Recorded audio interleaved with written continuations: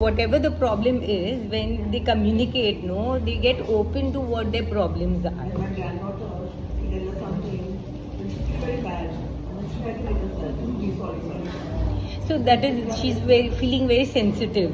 And she's feeling hurt. Pass out of it or So when they share it with a professional, yeah, so then they come to know why they're feeling all that sensitivity because of some childhood lack or something what they needed and they not get it, like that is not satisfied somewhere. So because of that, there may be some reason what she might be lacking, and she is completing it in this way. Like she needs some attention she wants, so she'll do it in this way. Or maybe she's seeking love, and then she's finding it some other way to explain it, express it. See, there is a communication gap, like they are not able to express what they want. Most of the times children are not able to express what they want, and then what happens, parents expectations are more. So both the ways we work. First we see the problem of the children, and then I talk to the parents also, because parents expect that their children should do this, should do that, instead of understanding what your child is and accepting what your child is.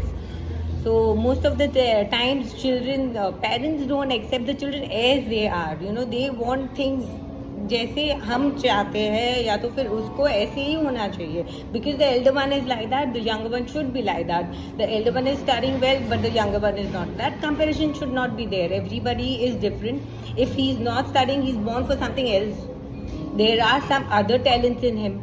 So if we recognize the talent in the child, no, then automatically you will become at ease. The parents become at ease that he is got this talent, and he is not just born to study.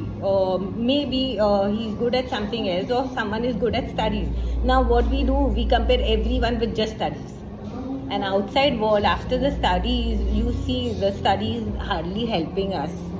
It's all the skills what you have in you, and that every child, every human being has one talent, which if we recognize, and that you can recognize by the hobbies or what they like most. That is their talent, that is their skill.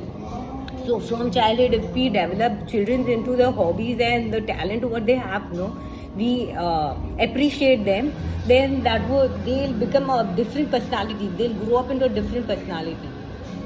So appreciate what they're good in, and what they're bad in, just avoid it. As a parent, just avoid what they're not good at. So automatically that gets reduced, and automatically the one which you appreciate, they'll feel happy and they'll start doing those things, and that will bloom up into a good person.